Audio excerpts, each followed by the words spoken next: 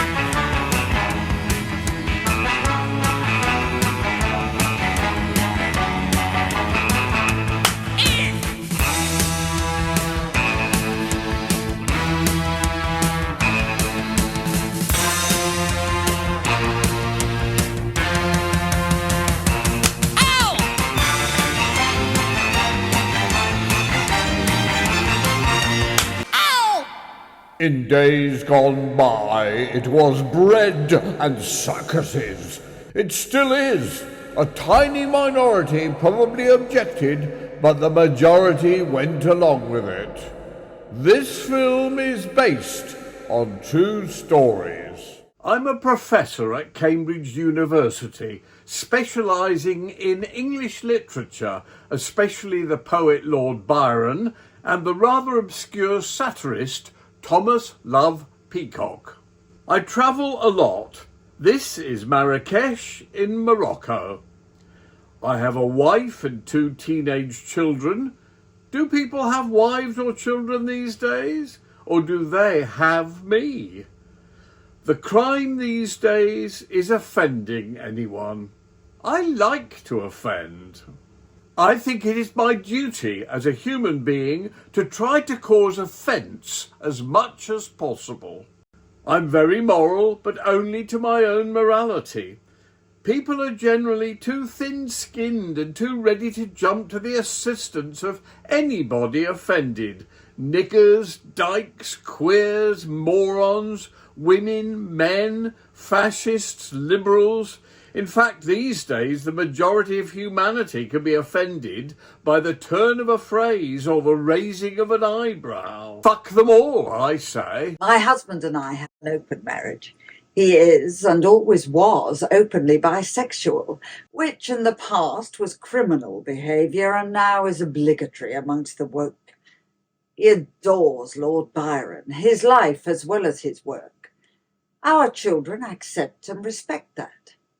I am not as convinced of his behaviour, but each to their own. I adore my wife, who is open-minded, funny, loving and intelligent. I love my children, who can be, indeed usually are, pains in my arse. But I'm away much of the time and working during term times. I have a very happy life.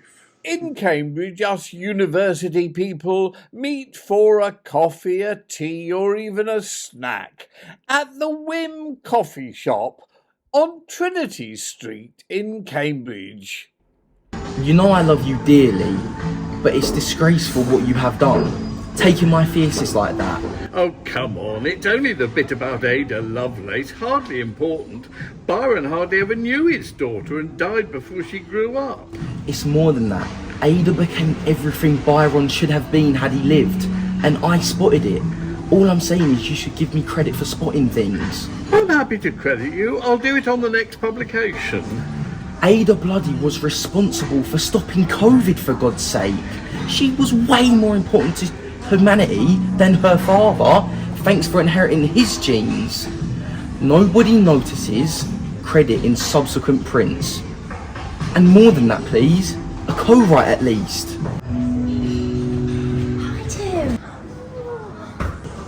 Hey Liz, how are you? This is Professor Haig, my old friend.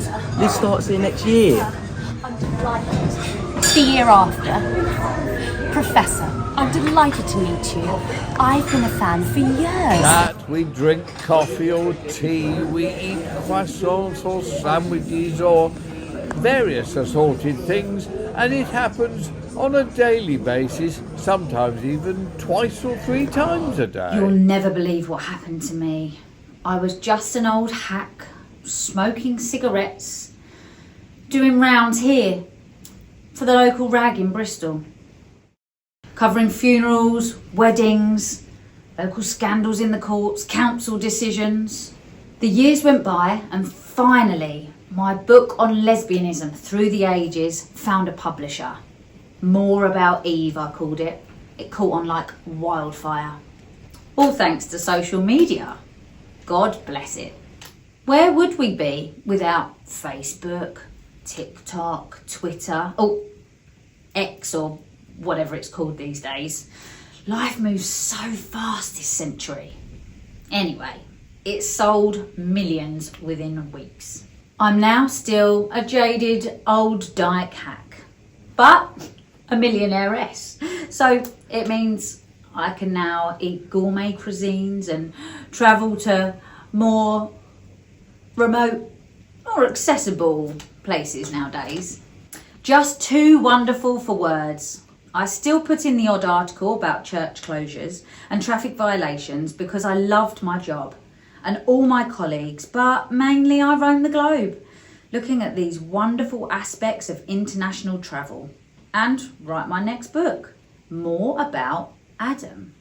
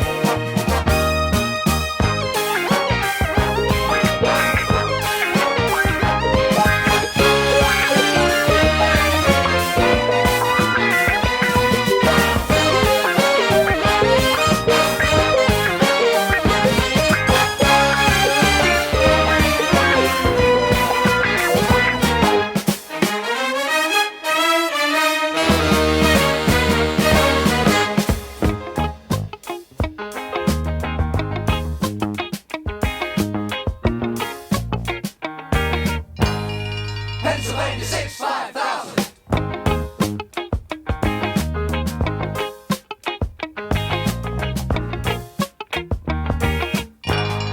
Pennsylvania 65000.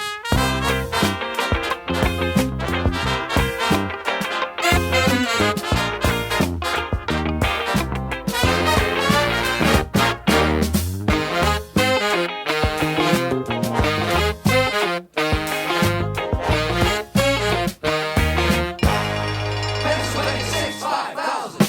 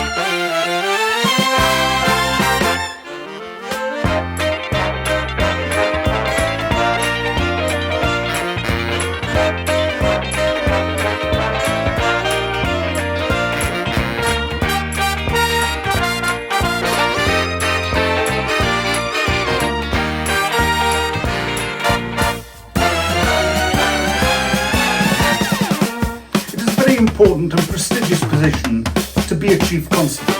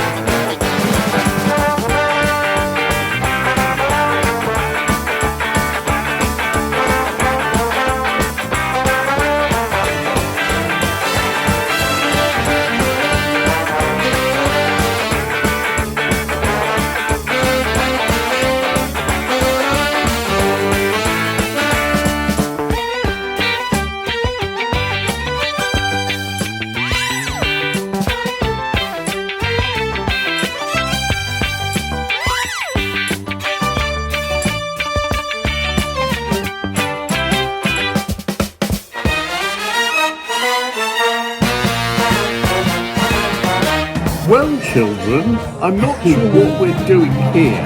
I think it's called a selfie or a selfie. But anyway, this is your mum and me shopping in Harrods and wanting to say hello to you. Say hello, darling. Hello, my darlings. There you go. So you've now got a selfie. Bye-bye. Bye.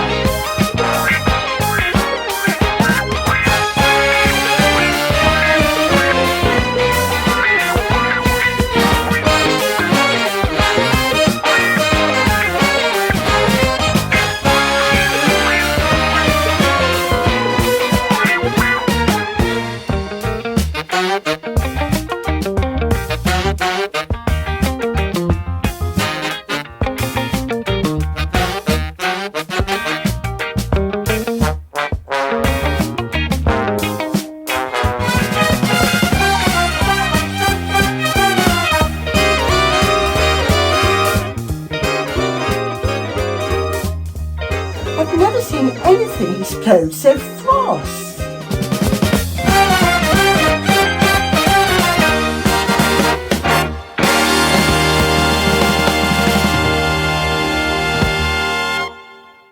But mainly, I roam the globe, looking at the wonderful aspects of international travel, and write my next book, more about Adam.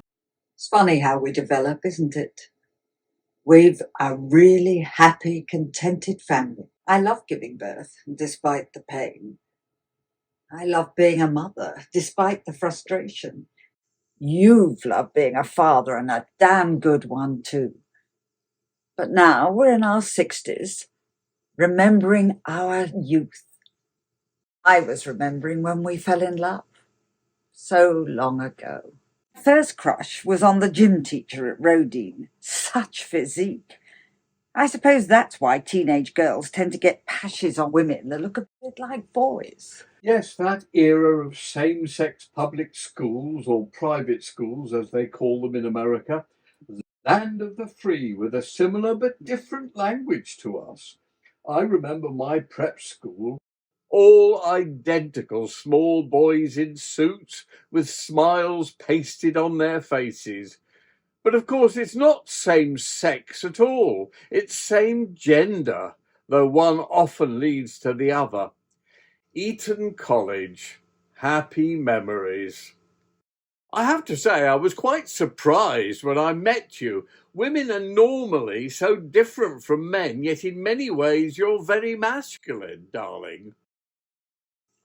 The current trend is to pretend that they're all the same, but they aren't. They think different, have muscles in different places, different brain functions and skills, and most of all, they have a reason for being here, to give birth. Oh, men contribute a tiny amount, but that'll stop soon, mark my words. Times have changed, haven't they? Yet the basics remain the same. Physical attraction, friendships. Slowly we start from puberty or before to learn how things are and what they are. Yes, but that's the problem. Not only the why, but the what is often so complex. Remember the days years ago when they used to have hermaphrodites? Whatever happened to them? Or have they been sucked into this black and white transgender thing? Google is my friend and Wikipedia. I see hermaphrodites have existed since the 14th century and ceased to exist in the year 2006. What a century this has been, and children now so easily believe we must be one extreme or the other. We must be allowed to call ourselves men or women, and nothing in between exists. Yet we are all somewhere in the middle. We are a species combining many of the characteristics of male, female, and both or neither. To pretend otherwise is ridiculously simplistic and leads to misery and distress, like so much these days. Days gone by were worse, of course. Intolerant. Look at Oscar Wilde. If we must. You've got to have consent, clear understanding what is meant. But if they don't regard it bent, they may well discover it was heaven sent. There's nothing wrong with buggering boys, as long as he's doing what he enjoys. Don't startle the horses or make too much noise, but there's nothing wrong with buggering boys. There's nothing wrong with buggering boys. Make sure your partner's not too young or old, or simply doing what he's told. But if he feels more hot than cold, in the passion of the moment you'll be solid gold. There's nothing wrong with buggering boys, as long as he's doing what he enjoys. Don't startle the horses or make too much noise, but there's nothing wrong with buggering boys. There's nothing wrong with buggering boys.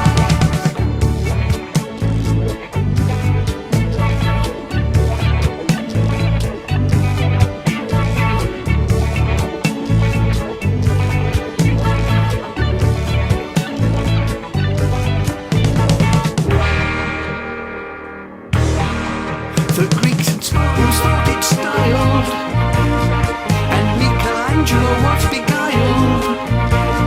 Don't let its glory be defiled. If you share the loving, it can drive you wild.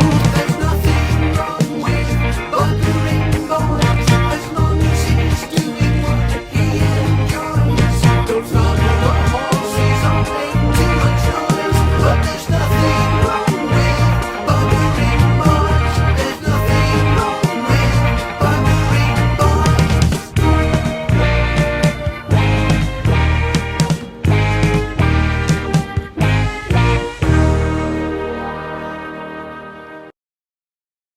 People think it must be wonderful being brought up in a huge mansion like this, living with hundreds of rooms, servants. It's fine.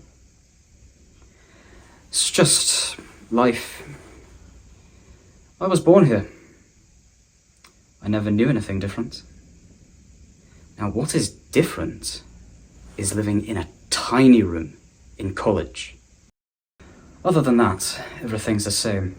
In a slum in Cuba, I'd still have to deal with adolescence, acne, the internet, social media, mobile phones, eating and drinking whatever's available, coping with growing out of old clothes, health issues.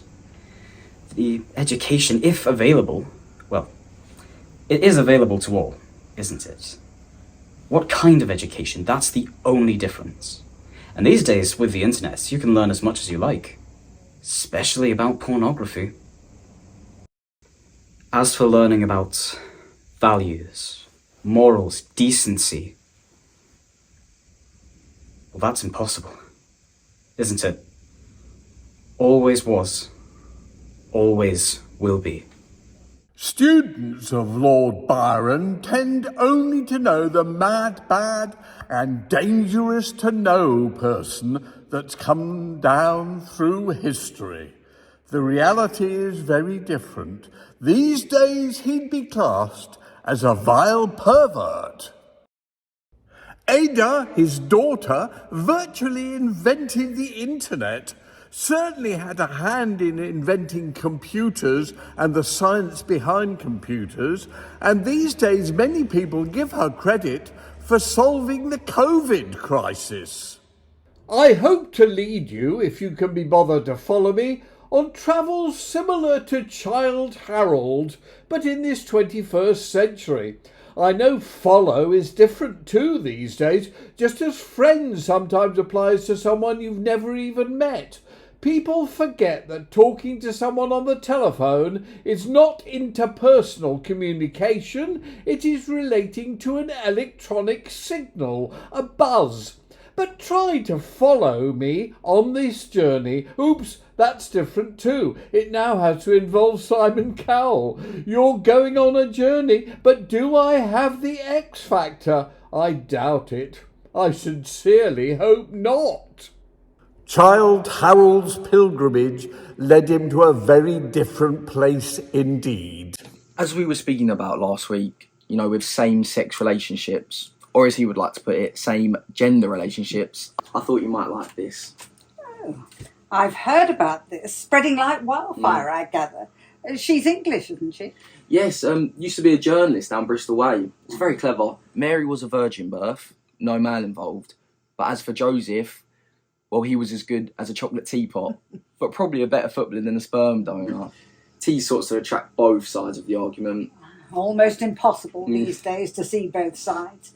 Thank you, Timothy. I shall enjoy reading this. She has a theory that men aren't necessary anymore, and soon, like other species, humanity will start to self-procreate, women only, evolution, parthenogenesis, geckos, whiptail lizards, all sorts of queer fish, just like those hermaphrodite creatures. She says you can see it how bees have evolved. There's a queen bee, and all the other males are like drones who die off very quickly. No more men. Oh, I'm not sure about that at all. Still, it'll be fascinating to read. Have you sorted out your disagreement with William? Not really. You know what he's like. Never in the wrong, hates to admit defeat. Doesn't like to give a slight bit of credit. So, no. Keep at it. Chip away. He'll come round eventually. Really? Unbelievable. Isn't it a bit soon for paperback? After all, the hardback is still shifting thousands. Well, you know best. I'll leave all that to you and I'll just get on with the writing. Yes, it was fabulous. I cannot understand why I've never been to Italy before. Rome? Oh, incredible. And around every corner, another ancient edifice, still in use. Oh, and that fabulous language. Couldn't understand a word of it, of course, but soon caught on and they called me molto simpatico. Oh, went out to Ostia. Used to be the port for Rome. And then it became a beach resort. Black sand from volcanoes, I'm told. Oh, you get used to it. And Tivoli, what a view. The 7 hills all around. Gardens to die for. Villa Adriana. Oh, they really knew how to do things centuries ago. What did the Romans do for us apart from roads? One hell of a lot. No, loved it. I shall go again. Ciao, bambino.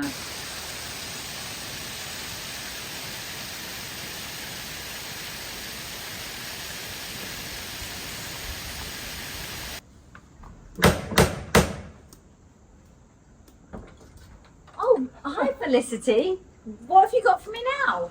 The Times Culture section wants to do a cover story interview and a photo session sometime next week. Okay with you? Come on, let's have a cup of tea.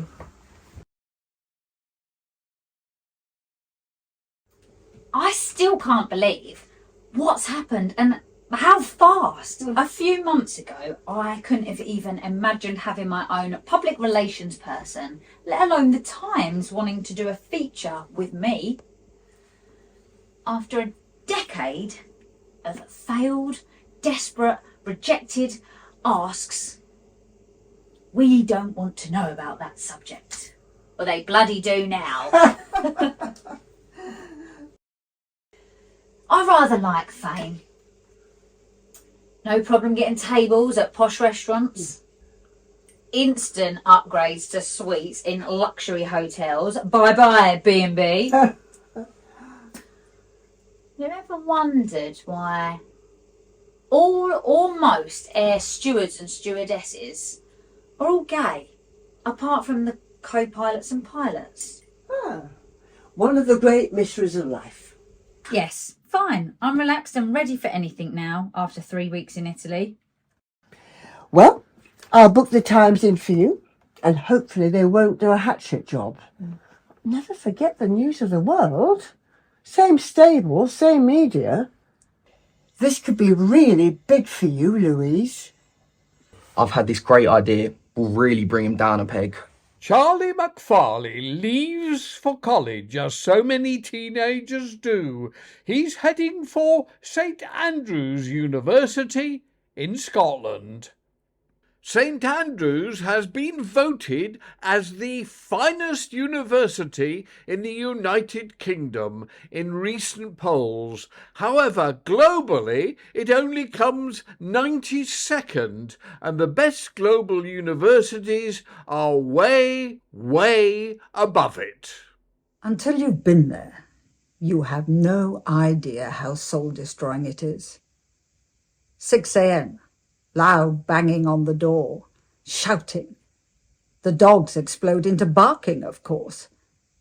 Just awake, bleary, muddled, just wondering what is happening. Uniforms burst into the bedroom. Shouted instructions. You obey, of course, in your befuddled state. Kneel down, naked, hands on head. They open drawers, go into cupboards, unzip pillows, cushions, empty containers. Dozens of cops, peeking at your exposed private parts whilst pretending not to. Why so many? Is this really necessary? Videos. God knows what effect this must have on small children. Several times a day, all over the world.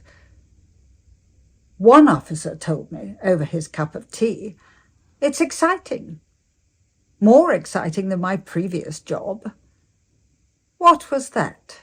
Trying to be polite. I was an accountant. I don't think I've ever even met her. She says you were introduced by a mutual friend, a Timothy Kennedy.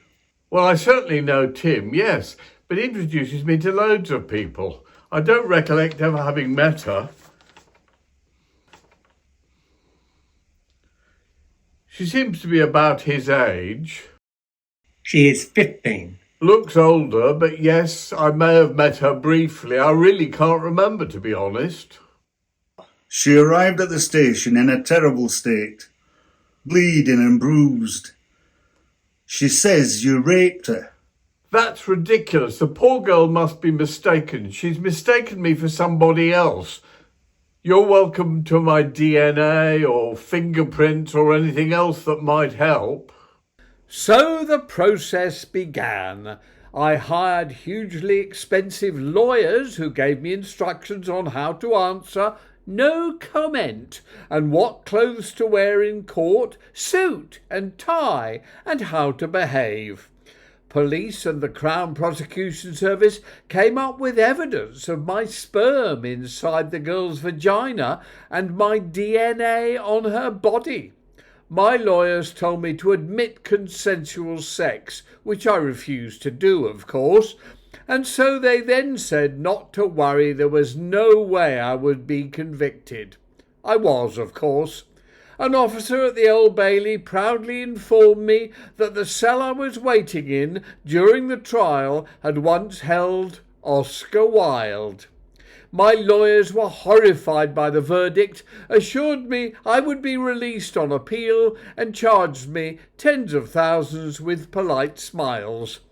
A few newspapers carried reports, but not many. By now this was a regular occurrence for celebrities far more famous than I. William Hague, 68, eminent professor at Trinity College, Cambridge, was today sentenced to 20 years in jail for raping a child. He will appeal. We solicitors tend to get a bad rap. We tell clients to answer no comment because most of them are brain dead and would incriminate themselves within seconds, even if innocent. We do try to do our best, but you must remember we have dozens of clients. We simply don't have the time or the inclination to examine or investigate each case in depth. We let the police and the CPS do that. The problem is they have been instructed to believe the victim, who we prefer to call claimant, as many are lying. So they simply find or adapt or manufacture proof and reject any annoying evidence to the contrary. And since we and the barrister know nothing, in court we bumble on, raise technicalities, quote Archbold and precedents, and then try to comfort our clients as they are sent down and set off to spend the rest of their lives in jail. Unless we're on legal aid, of course, in which case we don't bother. Life as a student seems to consist of a lot of sports and getting drunk. I can't understand this addiction to sports. Oh, I play. Of course, I have to. It's obligatory. It's one of those accepted things about being a male. We have bodies built for sports, muscles in all the right places, strong arms, strong legs, small brains usually, but that's not important in sports. I think about away fans of teams. Go there on a coach, get drunk, cheer or boo at the match, and drink. Go home drunk. Why? Loud and strong, we'll stand together, fighting champions to the end. If we lose, we'll still remember all good sportsmen can be friends. Tall and mighty, butch and flighty, muscles bulging in every way. As the sun sets, we'll have no regrets. We will compete again another day. Though our brains are small, we're still walking tall. Super condition for the final frame.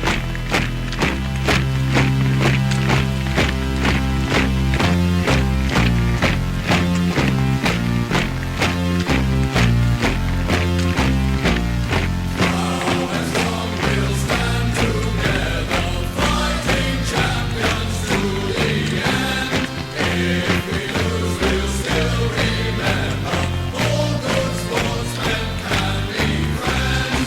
Tall and mighty, butch and flighty, muscles bulging in every way. As the sun sets, we'll have no regrets. We will compete again another day. Though our brains are small, we're still walking tall. Super condition for the final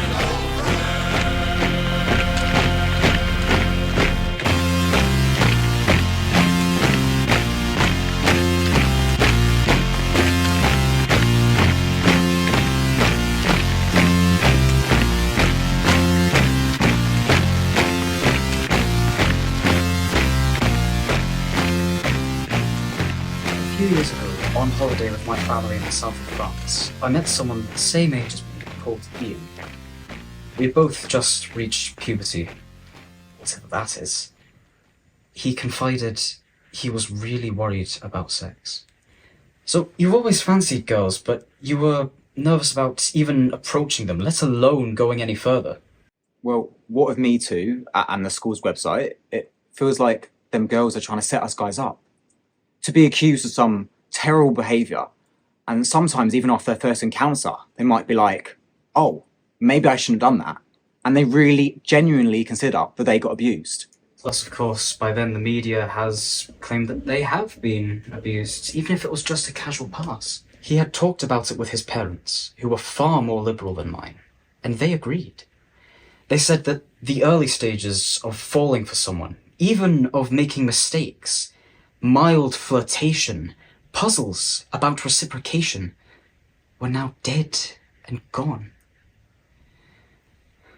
As we enjoyed the sunshine, the gorgeous summer light, watching people swimming, sunbathing, we became quite depressed. No wonder so many are turning gay. It's much safer. Although I guess soon the boys will start to realise the pots of gold at the end of the false allegations rainbow, and that will start too. Since that whole instance, it started spreading like wildfire, up here at university. And the bars and the clubs, ruthless. Alcohol, drugs, same sex, opposite sex, Rutting and farting, but not fucking and shopping, like the good old days. Loads of drugs and spiking of drinks, but no real affection or conversation or gradual development in relationships. Hear yourself think, let alone what anybody else is saying. In all the clubs, the music's played far too loud with this throbbing bass.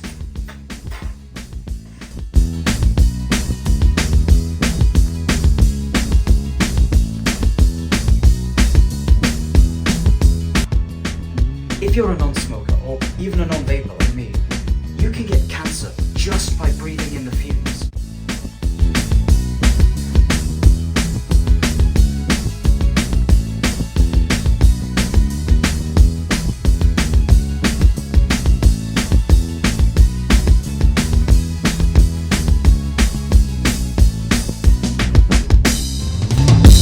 It's all the same gang until just once you're approached by some gorgeous red-headed girl who comes up to you and introduces herself and says, "Hi, I'm Wendy. Who are you?" Hi, I'm Wendy. Who are you? Charlie McFarley. Don't answer me.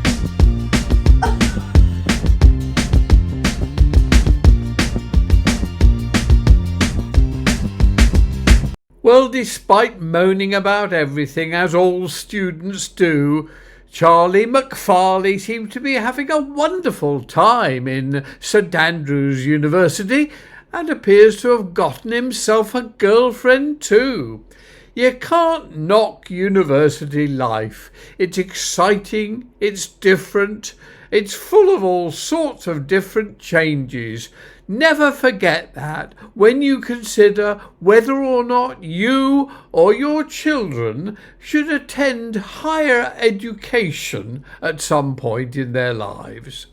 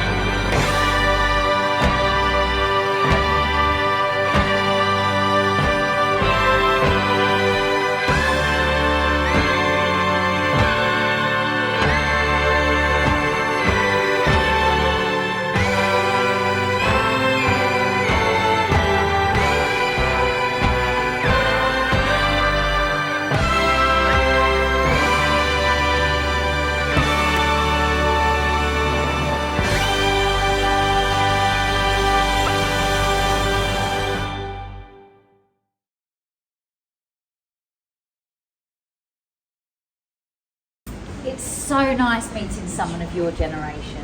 Everyone I know is of my generation, i.e. old. As some old scribbler once almost said, you're only as old as you feel.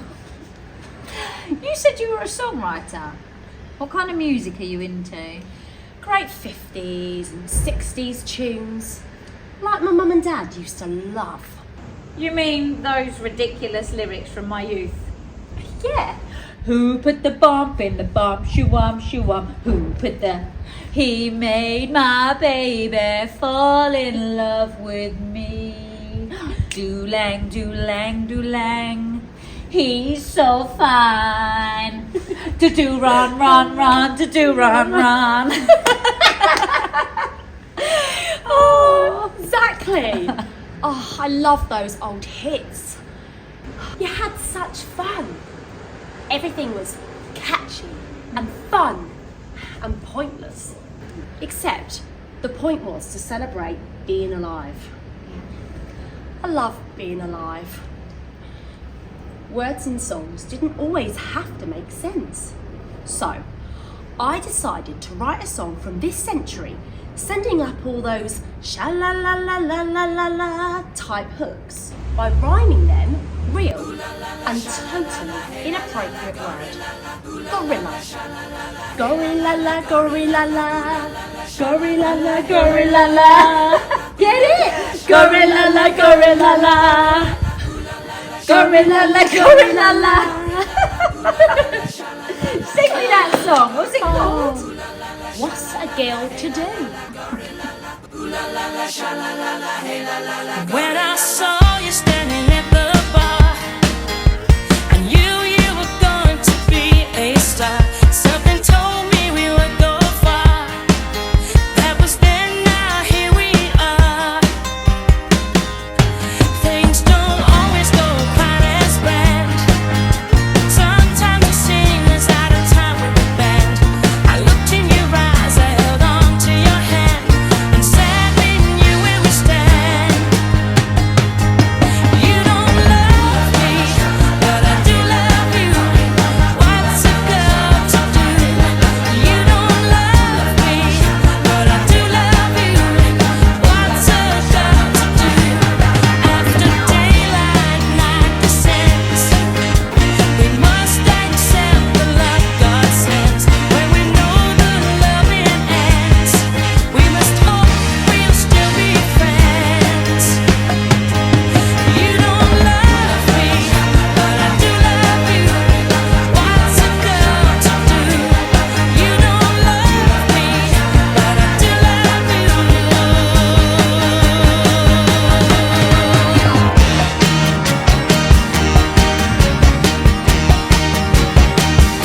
I know the feeling will cut like a knife. When I pass you on the street with your kids and your wife, I won't be wishing you trouble and strife, but a really happy life. You don't love me, but I do love you. What's a girl to do? You don't love me, but I do love you. What's a girl to do?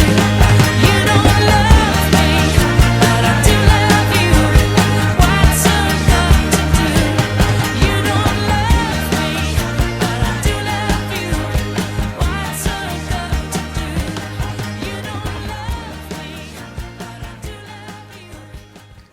Our thoughts and prayers are with the relatives and friends of the victim. Not that a victim is always a victim, but that goes down well. All politicians and establishment figures have to speak in platitudes, cliches, and truisms. Nothing else. This is one of the worst examples of the crime I've seen in 40 years of service to His Majesty. Never met the man, but I will. I will, as I climb the slippery pole.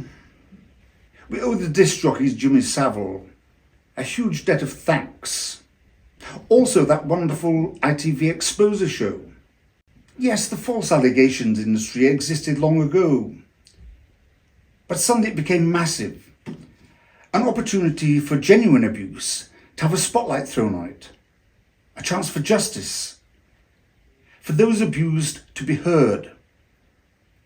But most important of all, a way for ordinary coppers like us to get noticed, to get promoted, to get budget increases from government.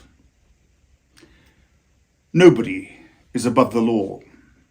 Without fear, favour or prejudice, we seek the truth, bollocks.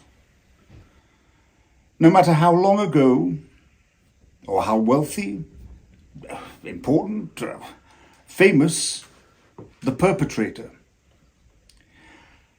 Abuse from years ago could now be exposed. Who cares if the perpetrator was dead? All the better. Nobody to express the awful truth.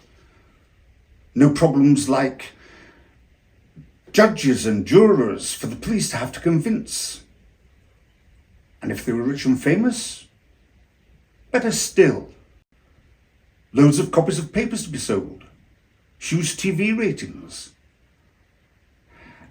A chance for failed hacks and deadbeat editors and proprietors to make millions. Publicity always provokes dozens of climbers onto the compensation bandwagon.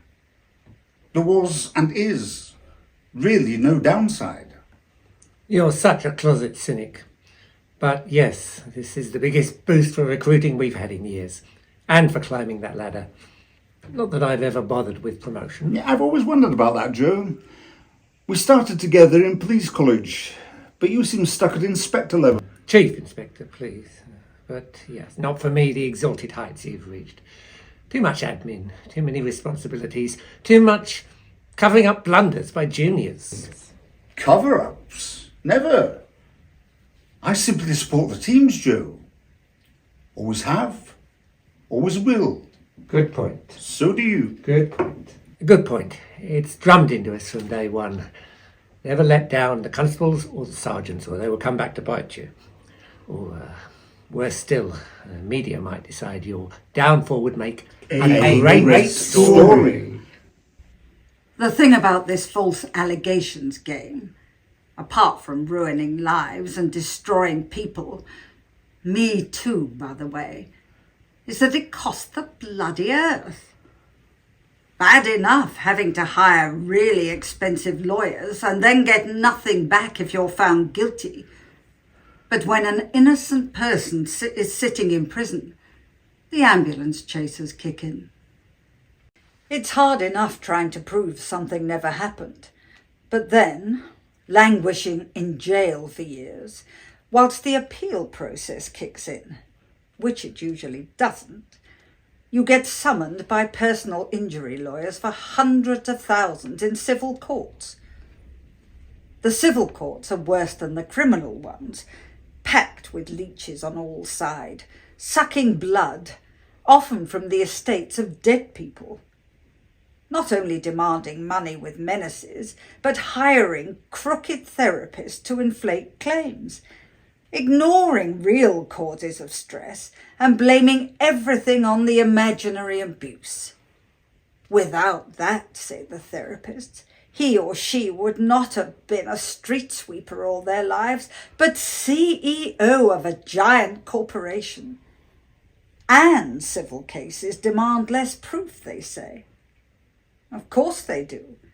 When something never happened, it's nearly impossible to prove that it did. We've had to sell our home to pay off liars. And imagine those on legal aid. If they are found guilty, they get hit with a whopping bill to repay the legal aid, which usually means wives and children get kicked out on the street. At least the prisoner gets a roof over his or her head and 3 meals a day. But if the appeal eventually works, and he or she is released without a stain on their character, they have to fight for compensation and even get charged for board and lodging during their time in His Majesty's estate. It's the innocent relatives and friends of inmates, be they guilty, innocent, or most like in between, who suffer the most of all. Nobody wins. The only good thing about all this is that William appears to be having a lovely time inside.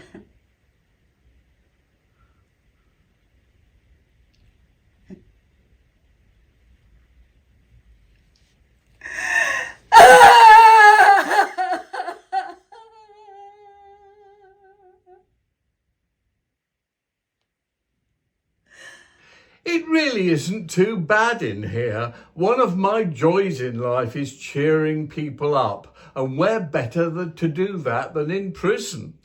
There's so many people in here only too happy to be cheered up and to look on the bright side of life. Cue song, no, not appropriate.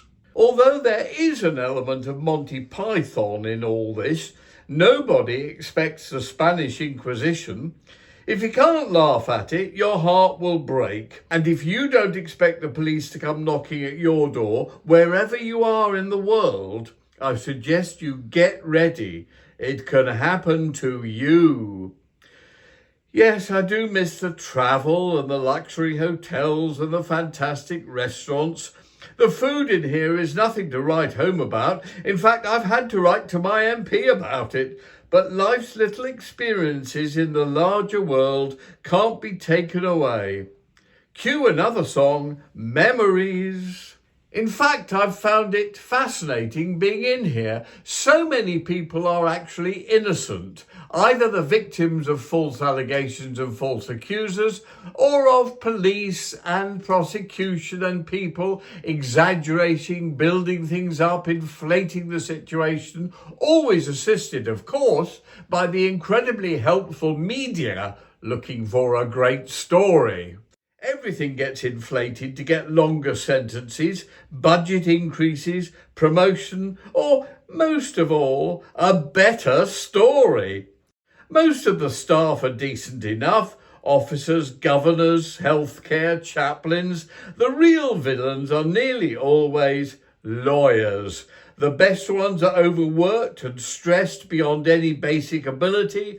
The worst are lazy or corrupt, and very few actually bother to investigate, spot police or prosecution mistakes, often deliberate, or examine the vital details of the claims against their client. It's a very murky world. Solicitors, barristers, don't trust them, any of them.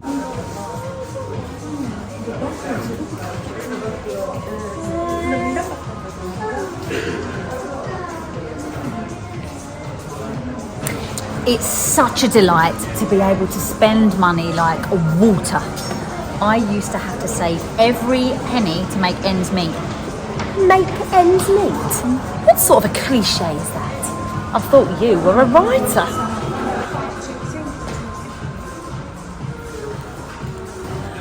An entire department for chocolates. Every kind. Which ones do you want?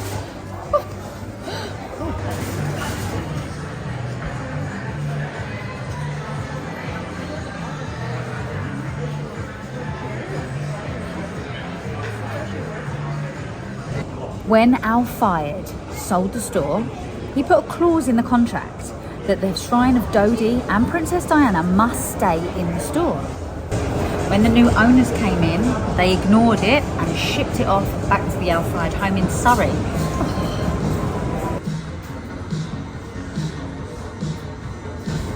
And wines. A room full of wines.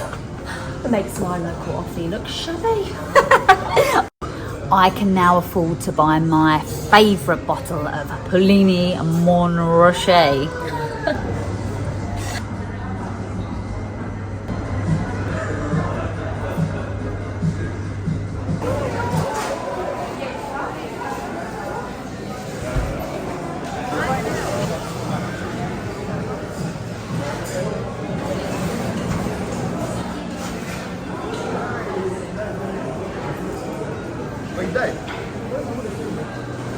I've no idea what half these vegetables and fruits are. Forget each other.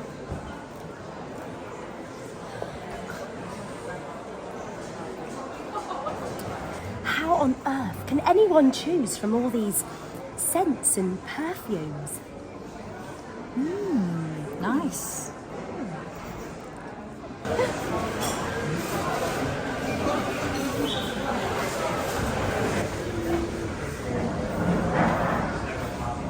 What do you think? Nice. Oh.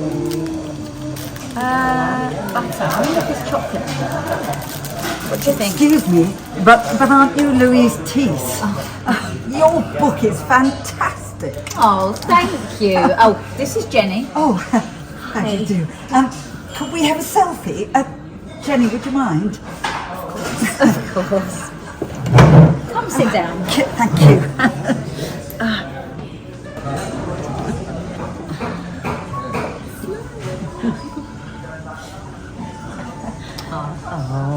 Thank you. Lovely to meet you. And, shall I get one of you two and then I can email you a copy? Yeah, great. That'd be nice. Thank you. Come on, Lou.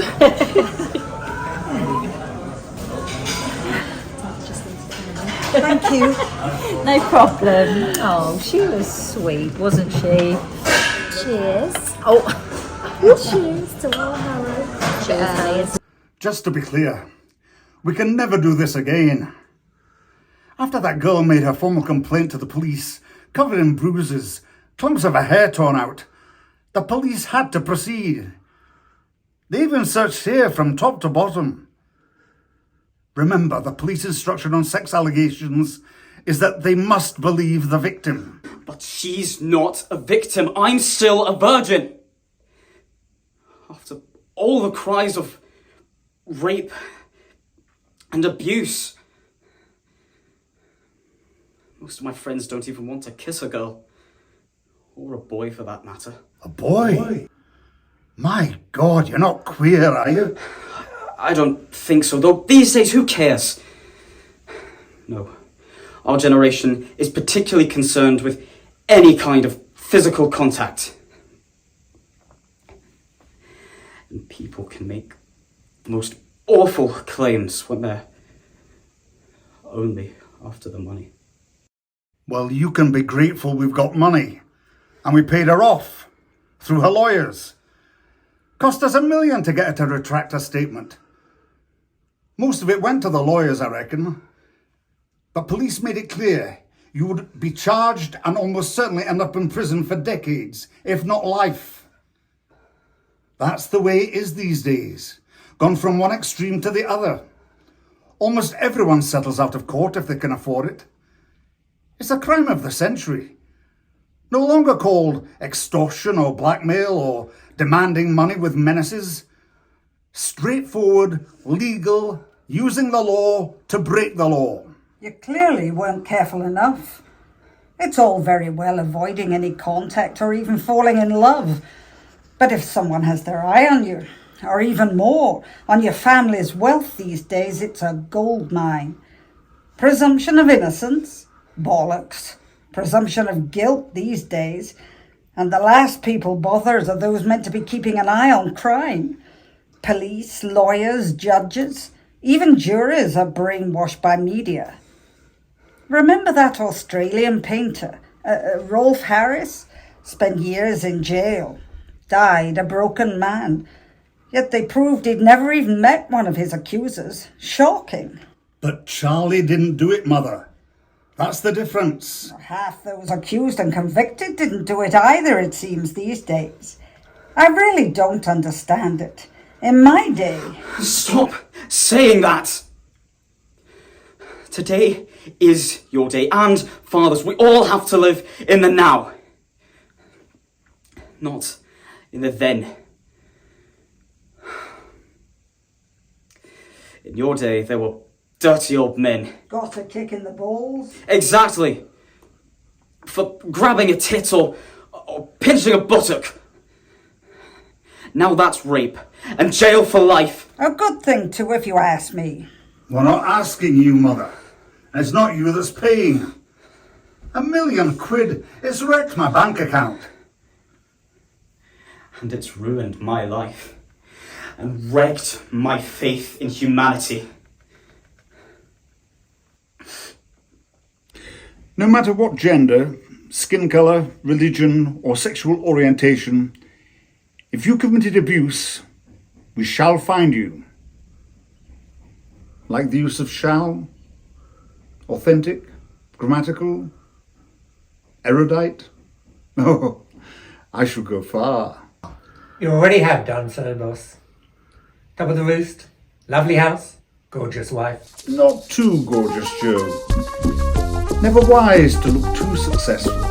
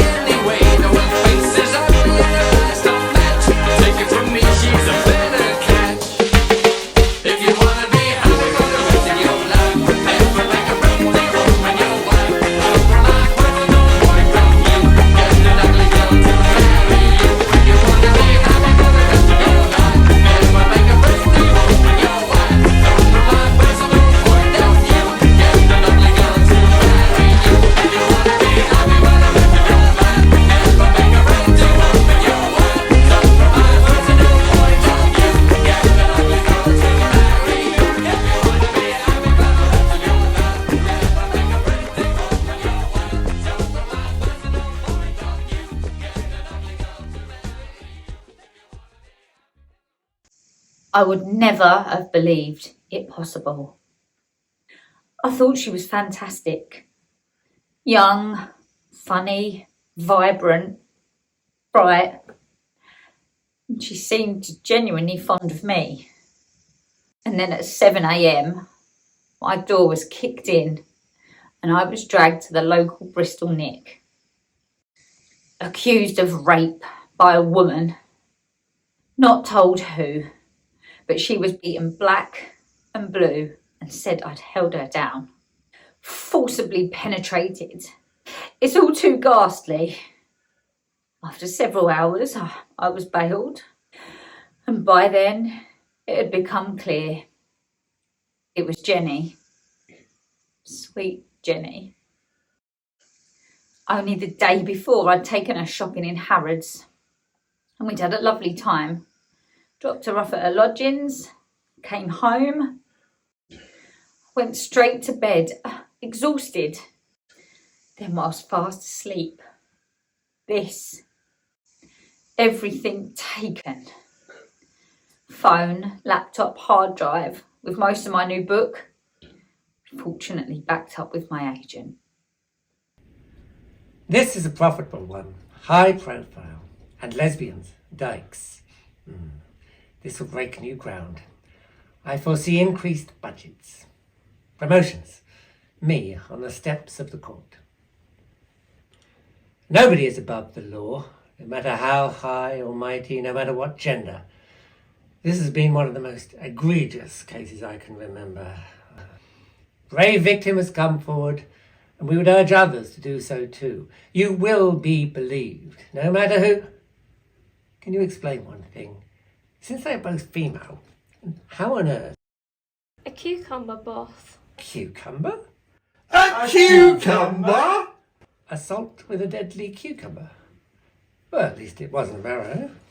There's something I don't like about it, boss. Something doesn't add up.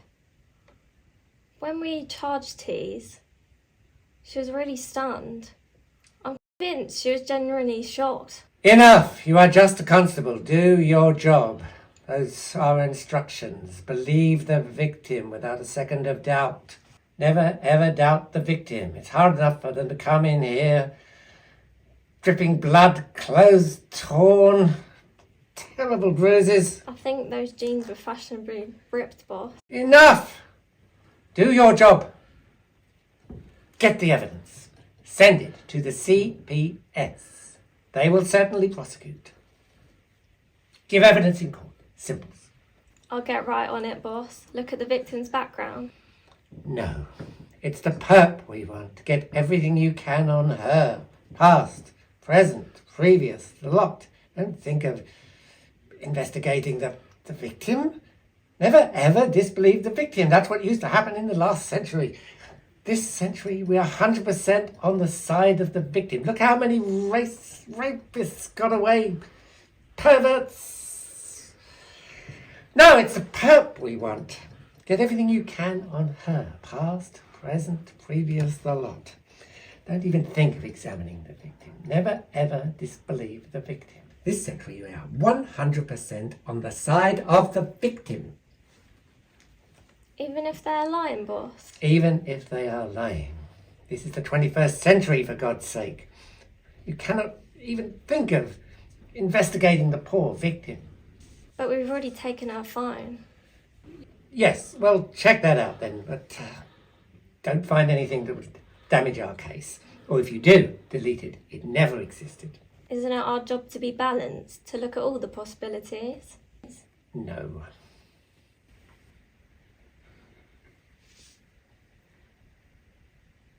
I reckoned I was the last person to do it. Try to kill myself. I was just so depressed, so shattered. It was my fault. No matter what the result had been, if my parents hadn't forked out and paid her off, I could be in prison for the rest of my life. No, I didn't do it. I didn't do anything. I wasn't even that attracted to her. I must have done something to make her say that.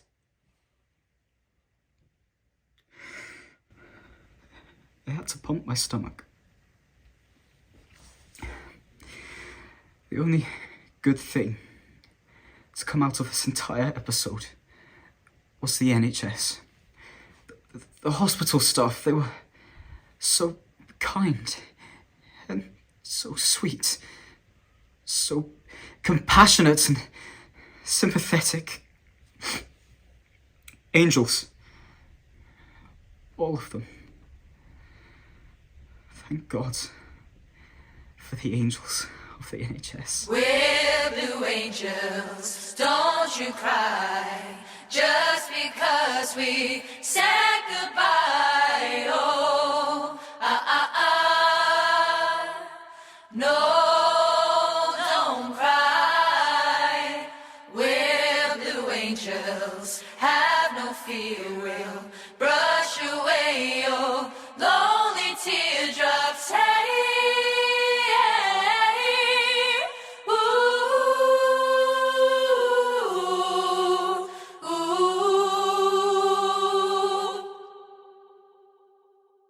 well, love's precious flame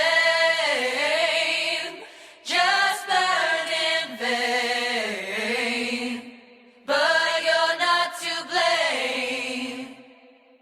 You thought love was a game, is it? Oh, such a shame, but don't you cry, don't sigh.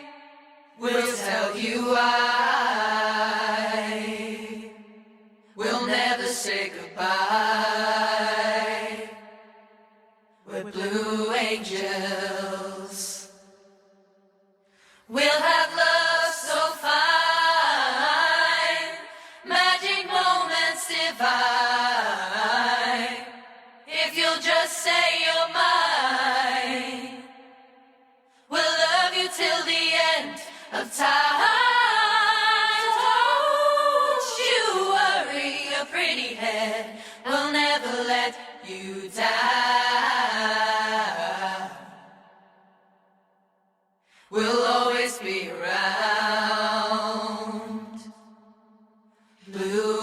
angels.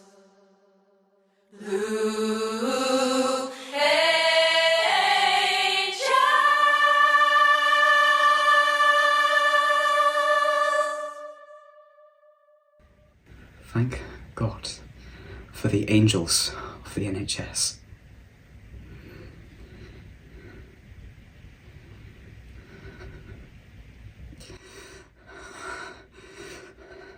Ah!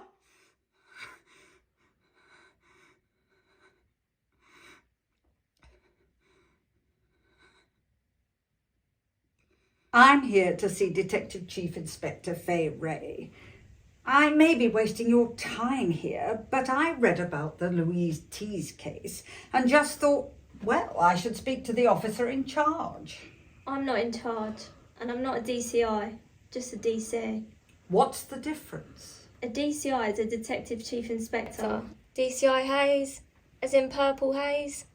I'm just a lowly constable. Oh, well, perhaps I should see the inspector. He's very busy, and I deal with all the day-to-day stuff. Actually, I'm just about to go and leave to look at that case, but never mind. How can I help you? Well, I don't want to cause any trouble, but when I saw the publicity about it, I thought I ought to tell somebody. I don't really know how to say this. Well, I bumped into Miss Tease in Harrods shopping, and she had a girl with her called Jenny. And when I read about the allegations, I just wondered. Yes? My husband is Lord Hague. You know, the man who was convicted. Yes, I remember. What about it? Well, I saw his false accuser in court. It was all lies, you know. I suppose everybody says that. Well, she had a slight resemblance to the woman I met a few days ago with Miss Tease. Or is it Mrs. Tease? I always get so confused. That man in the post office scandal, Mr. Bates. I called him Master Bates and got all sorts of ridicule. Go on. Anyway, I thought you should know. That's it, really. They are totally different, but somehow similar, if you know what I mean. Well, that's the trouble with women today. Makeup, hair, clothes, everything. It's hard to tell them apart at the best of times. Quite. And I don't mean to be non-woke, but it's skin colour too. Those ladies who put on all that stuff to cover themselves up to avoid male attention, then wear lipstick, mascara and bright colours to attract men's attention, like peacocks. I mean, you can only see their eyes, but... Quite. May I ask you, how did you know Miss Tease? Is she a friend? Oh, no, no, not at all. Somebody gave me her book. You know, more about Eve, and I thought it was terrific. And then I just bumped into her in Harrods and told her how much I loved it, and then... Well, thank you so much, Lady Hague, for bothering to come in. You've been very helpful. Many thanks. As a matter of interest, who gave you the book? Oh, that was Timothy Kennedy. Sweet guy, friend of William's. He still visits him in Maidstone Prison every few weeks, but he doesn't really need to. It's sweet of him. Really sweet of him. He doesn't need to, but I suppose he thinks that's what friends are for. Thank you again, Lady Hague.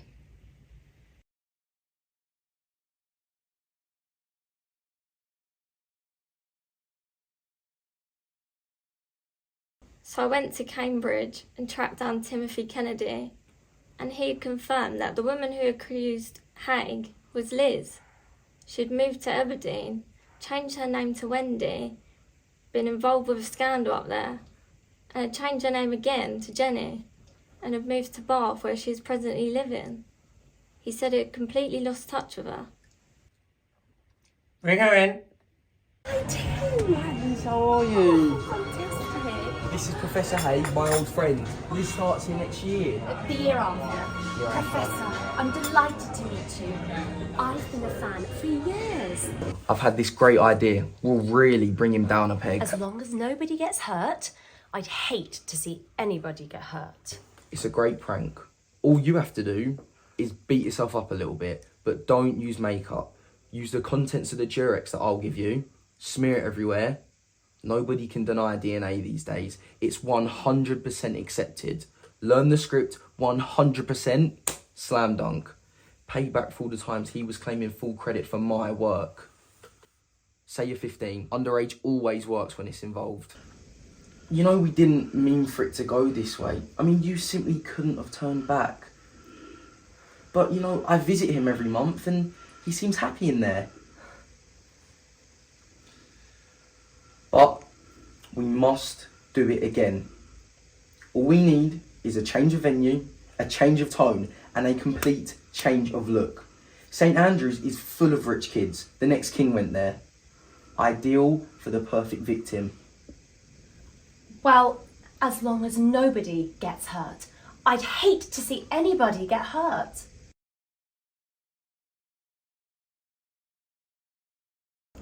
I feel really bad it went so far with William, but we made so much money. We could make even more.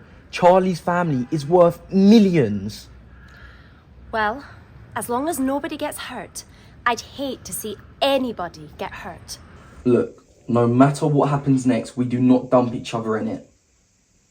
If they find it all out, we must promise not to involve another. Old Icy and you phrases, you have to do the same for me. And if anything does happen, which it won't, I'll wait for you. I promise. I'll visit you regularly and I'll get stuff sent in to you. You won't get that long. Judges are always on the female side. Remember good behaviour? And then we'll end up making millions from that dyke bitch. Oh. But if it does go pear-shaped, we'll just move abroad. I'm not sure. I've really got to lark Louise. She'll be fine. Her next book will sell even more. Notoriety pays. Just think of the money. We've made thousands so far, and she's rolling in it. As long as nobody gets hurt. I'd hate anybody to get hurt. I'm dead. They don't allow glasses in heaven. When I reached the holy gates, I said, "Look, could I have my glasses, please? I can't see anything." And the angel who was minding the door said, "Oh, yes, you can." And indeed, he was right. Actually, heaven is quite like prison. The only difference is the food and drink aren't nearly so awful up here in heaven, mainly because there isn't any. One of the things I've discovered is that whilst the body needs food and drink, the soul doesn't. Yes, I'm dead. It happens quite often in prison. If you're not killed by a loony, often you commit suicide. In my case, it was simply the appalling food and the total impossibility of having a decent diet that caused me to have a heart attack. A lot of people do die in their prison cells during the night. Sometimes you manage to reach the call button and press it several times. Nobody comes, of course. The officers are far too busy smoking cigarettes, having a drink, or possibly dozing in the office. When they finally reach you first thing in the morning, you're not only dead, but, as in my case, stone cold. That's the way it goes. I really don't regret a thing. I was coming up for my 70 years and 10 anyway, and I've had a fantastic life. It's the others I feel sorry for, and those who don't take it nearly as well as I did in my prison experience. And most of all, I hate the enablers who help the false allegations industry, the doctors and the therapists and the police and the prosecutors, the lawyers and so on, but worst of all, the PR men, the journalists, the writers, the people making money from some kind of scandal, often involving a celebrity or somebody very wealthy or just somebody trying to get their own back. And often the false accusers are only after making as much money as they possibly can. And then, of course, there are the leaders. They're the worst of all because they could change things and they simply choose not to. Okay, you can fuck off now. President Kennedy licked my clit, and you know I have to admit I really rather enjoyed it. Comrade Stalin called me darling, and not wishing to appear alarming, I thought him rather charming. Ayatollah Khomeini came on me in Paris when he was younger, and to be honest, it appeased my hunger. Osama bin Laden got a huge hard-on, like many Muslims do. Wasn't gonna wait for all them virgins to start emerging two by two. Prime Minister Edward Heath fucked my son. He was extremely partial to the sight of a sailor's bum. My man blue President Charles de Gaulle, he wasn't shy at all, at all. All of these leaders are bottom feeders. One tough guy in times of stress used to come all over my dress, made one hell of a White House mess, but didn't cause me any distress. There's something about these leaders of men, they choose to do it again and again. Must be something in the water to make them do what they shouldn't order.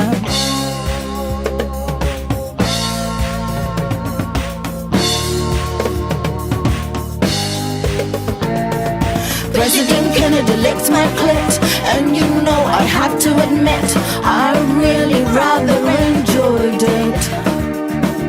Comrade Stalin called me darling, and not wishing to appear alarming, I thought him rather charming. Ayatollah Khomeini came on me in Paris when he was younger, and to be honest, it appeased my hunger. Osama bin Laden got a huge hard-on, like many Muslims do. Wasn't gonna wait for all them virgins to start emerging two by two. Prime Minister Edward Heath fucked my son. He was extremely partial to the sight of a sailor's bum.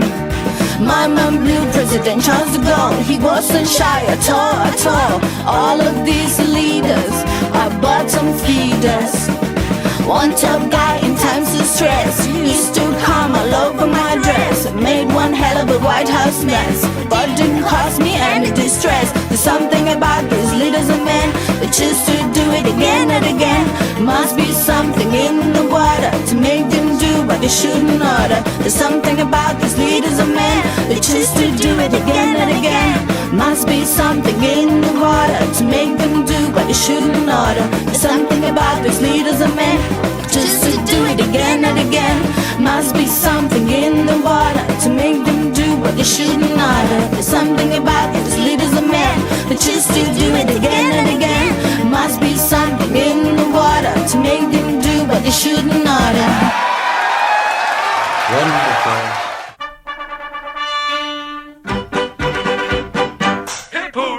Hip hooray, the sun has got his hat on. Hip hip hip hooray, the sun has got his hat on and he's coming out today.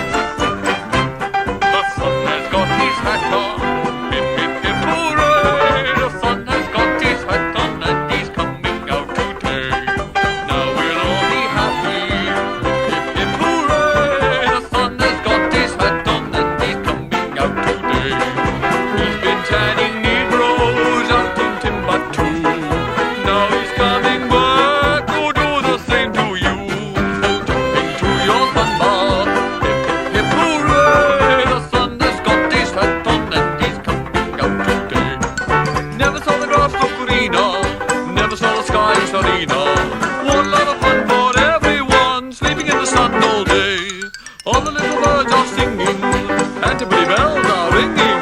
Pussy on the target, reaping.